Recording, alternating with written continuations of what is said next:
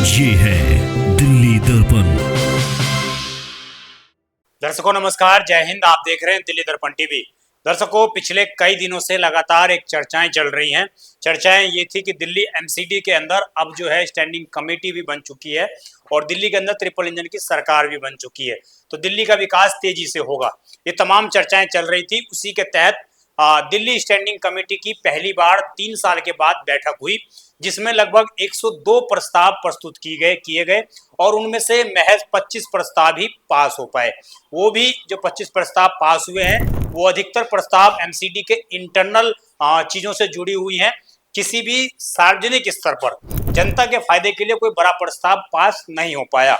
तो कुल मिलाकर आज जो मैं आपको बताने वाला हूं वो ये कि जो ये प्रस्ताव आए थे, किस प्रकार के प्रस्ताव थे और दिल्ली वालों को इस स्टैंडिंग कमेटी की पहली बैठक में क्या बड़ा फायदा मिला। क्योंकि आपको हाल ही में याद होगा कि ठीक स्टैंडिंग कमेटी के इलेक्शन से पहले दिल्ली एमसीडी मेयर इलेक्शन के बाद एक घोषणा की गई थी कि दिल्ली वालों को हाउस टैक्स में बड़ी राहत दी गई है। यानी कि अगर वो पिछले अपने 5 साल का हाउस टैक्स एक बार एमसीडी को पे कर देते हैं तो एमसीडी आपको पिछला आपका जितना भी बकाया हाउस टैक्स था वो आपको माफ कर दिया जाएगा। आपका इस तरह की जो है नई स्कीम लाई गई थी, सुनियो स्कीम करके स्कीम लाई गई थी एमसीडी की तरफ से। अब दर्शकों, इस पूरी स्कीम में एक नया अपडेट ये आया है कि ये जो कल बैठक हुई स्टैंडिंग कमेटी की, जिसकी अध्यक्षता सत्या शर्मा जो स्टैंडिंग कमेटी की चेयरमैन है उन्होंने बताया भी है कि दिल्ली वालों को क्या इसमें राहत दी गई। मैं आपको पहले उनका बयान सुना देता हूं, उसके बाद आपको बताऊंगा कि हाउस टैक्स में दिल्ली वालों को आखिरकार क्या फायदा मिला है। पहले आप सत्या शर्मा का बयान सुनिए, फिर आगे बढ़ते हैं। अपनी स्टैंडिंग कमेटी की बैठक आज फर्स्ट बैठक हुई, उसमें सभी पार्षदों ने पार्टिसिपेट किया, सभी अधिकारियों ने पार्टिसिपेट किया, जिसमें बहुत अहम मुद्दों पर चर्चा हुई। जो दिल्ली के में आज जल भराव की स्थिति से कैसे निपटा जाए। सारे जोन में हमने एक इमरजेंसी नंबर दिया है और सभी जोन्स को ये इंडिकेट किया है कि वो जहां कहीं भी जल भराव की समस्या आती है उसको निमटने के लिए उसे वहां पे पंप लगाए और डीसी को ये इंस्ट्रक्शन है कि कहीं भी जल भराव की ऐसी समस्याओं को तुरंत दूर करें।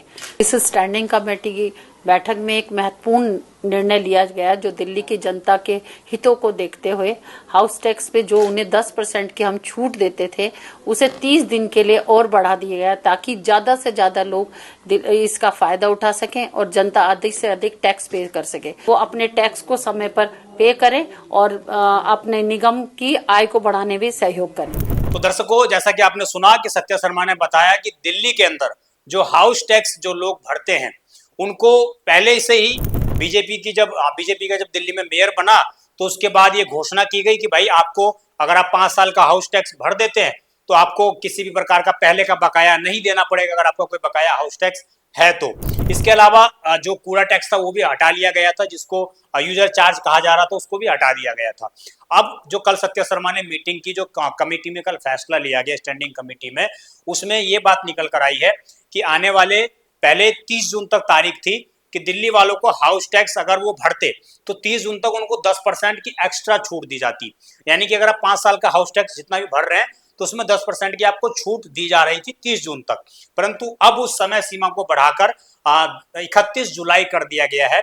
यानी कि अगर आप अब 31 जुलाई तक हाउस टैक्स भरते हैं, अपने पिछले 5 साल का बकाया भरते हैं, तो आपको 10% की और एक्स्ट्रा छूट जो है मिलेगी। कुल मिलाकर 10% की छूट मिलेगी, परंतु उसकी जो समय सीमा है वो 31 जुलाई तक अब बढ़ा दी गई है। तो एक बड़ा फैसला कहीं ना कहीं दिल्ली वालों के हक में लिया गया और दिल्ली वालों को फिर से एक राहत देने का प्रयास किया गया। अब दर्शकों, बात करते हैं कल जो बैठक हुई उसमें क्या कुछ फैसले लिए गए, किस तरह के जो प्रस्ताव हैं वो पास हुए और क्या एक ऐसे अधिकारी का एक ऐसा बयान आया जिसके बाद कहीं ना कहीं सवाल एक खड़ा होता है कि आखिरकार संवैधानिक पद पर बैठा हुआ एक अधिकारी ऐसे कैसे बोल सकता है।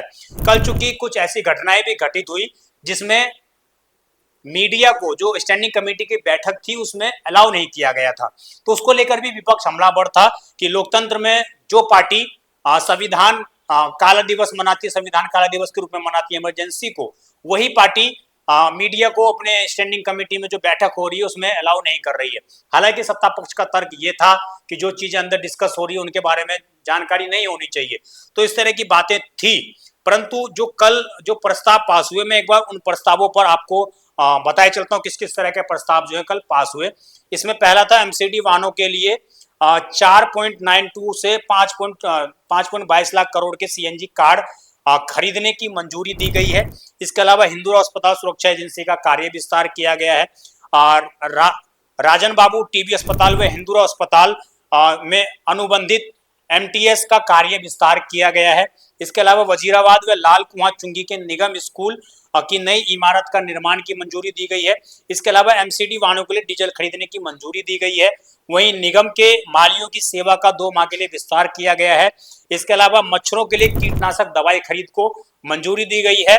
वहीं डाटा एंट्री ऑपरेटर के टेंडर का 2 माह के विस्तार 2 माह के अंदर फिर से नए सिरे से टेंडर लागू करने की प्रक्रिया को अनुमति दी गई है।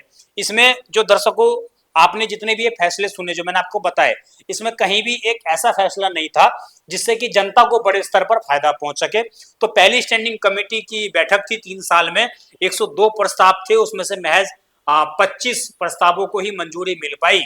और बड़ा चौंकाने वाली बात यह रही कि पहली बैठक में 12 जोन में से 12 जोन के जो आयुक्त हैं वो शामिल नहीं हुए। तो इससे आप समझ सकते हैं कि स्टैंडिंग कमेटी के चुनाव तो हुए, स्टैंडिंग कमेटी बनी भी, और जिसको लेकर इतना हल्ला किया जा रहा था कि दिल्ली में स्टैंडिंग कमेटी नहीं है इसलिए दिल्ली में फलाना काम नहीं हो पा रहा है, इसलिए दिल्ली में बारिश की समस्या जो जल भराव होती है उसका समाधान नहीं निकल पाता है, दिल्ली में ट्रैफिक जाम की समस्या का समाधान नहीं निकल पाता है। और उसके बावजूद जब कल पहली बैठक हुई स्टैंडिंग कमेटी की तो 12 के 12 जो आयुक्त थे स्टैंडिंग वो शामिल नहीं हुए उसमें। तो कुल मिलाकर कहीं ना कहीं एक तरीके से चीजों को उस सीरियसनेस से नहीं लिया जा रहा है जो सीरियसनेस से लिया जाना चाहिए था। उनको ये पता होना चाहिए था कि पिछले 3 साल में कुछ भी काम नहीं हो पाया है स्टैंडिंग कमेटी के स्तर पर। और स्टैंडिंग कमेटी वो कमेटी है जो दिल्ली एमसीडी में तमाम खर्चों की देखरेख करती है। पिछले 3 साल से लगातार इस तरह के बजट टले हुए थे कि कहाँ पर क्या मंजूरी देनी है, कहाँ पर क्या नया कार्य करना है, ये तमाम चीजें चूंकि स्टैंडिंग कमेटी को ही करनी होती हैं और स्टैंडिंग कमेटी गठित नहीं थी तो उसको लेकर तमाम ये कार्य रुके हुए थे और उस तरह की चीजें जो है कहीं ना कहीं इसमें नहीं हो पाई। इसमें जो सबसे बड़ी बात थी, जो चीजें नहीं मंजूर हो पाई, वो था पंजाबी बाग में 188 वाहनों के पार्किंग के निर्माण की मंजूरी नहीं दी गई। वहीं पर नरेला बवाना में कूड़े की बिजली बनाने के संयंत्र की स्थापना करना था, उसको भी मंजूरी नहीं दी गई। तो इस तरह के तमाम प्रस्ताव थे और उनको मंजूरी नहीं दी गई। इसमें जो मैंने आपको कहा कि संवैधानिक पद पर बैठा हुआ अफसर कैसे बोल सकता है, तो दिल्ली एमसीडी का आयुक्त अश्वनी कुमार का जैसा कि बताया जा रहा है कि इस तरह का बयान उन्होंने दिया कि हम कोई इंद्र देवता नहीं है, हम बारिश पर कंट्रोल नहीं कर सकते। कहीं पर बारिश ज्यादा हो जाती है, कहीं पर बारिश कम हो जाती है, कभी बारिश होती नहीं है, कभी बारिश बहुत ज्यादा हो जाती है। तो हम जल भराव की समस्या का पूर्ण समाधान नहीं कर सकते हैं, हम प्रयास जरूर करते हैं, हम कोई इंद्र देवता नहीं है।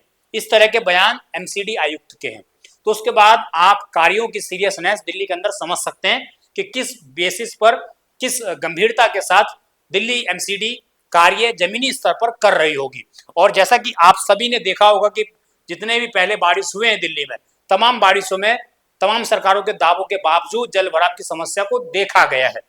कुल मिलाकर दर्शकों, मेरा आपको इस पूरे खबर में बताने का प्रयास ये था कि पहली स्टैंडिंग कमेटी की बैठक में क्या हुआ, क्या फैसले लिए गए, और जो बड़ा एक फैसला था हाउस टैक्स में रिलीफ दी गई 10% की जो एक्स्ट्रा छूट की बात चल रही थी जो 30 जून तक थी उसको बढ़ाकर 31 जुलाई तक कर दिया गया है।